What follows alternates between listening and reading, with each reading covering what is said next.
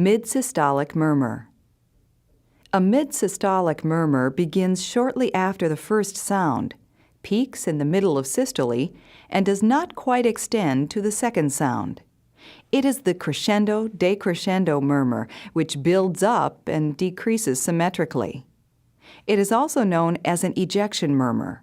It most commonly is due to forward blood flow through a normal, narrow, or irregular valve, i.e., aortic or pulmonic stenosis. The murmur begins when the pressure in the respective ventricle exceeds the aortic or pulmonary arterial pressure. The most characteristic feature of this murmur is its cessation before the second sound, thus leaving this latter sound identifiable as a discrete entity. This type of murmur is commonly heard in normal individuals, particularly in the young, who usually have increased blood volumes flowing over normal valves.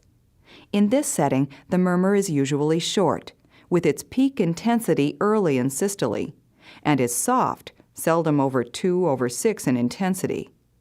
It is then designated as an innocent murmur.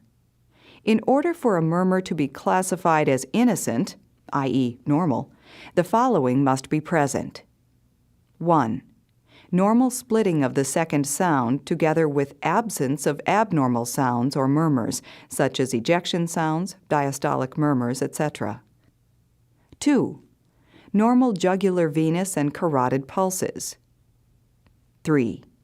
Normal precordial pulsations or palpation. And 4. Normal chest X-ray and ECG. Obstruction or stenosis across the aortic or pulmonic valves also may give rise to a murmur of this type.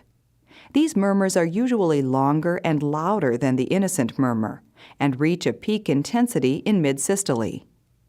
The murmur of aortic stenosis is harsh in quality and is heard equally well with either the bell or the diaphragm. It is heard best at base right and radiates to the apex and to the neck bilaterally. The murmur of pulmonic stenosis is less common. Its harsh quality is also heard equally well with either the bell or the diaphragm. It is heard best at base left and radiates along the left sternal border. Listen now to a typical mid-systolic murmur. Note carefully the fact that the murmur diminishes clearly before the second sound.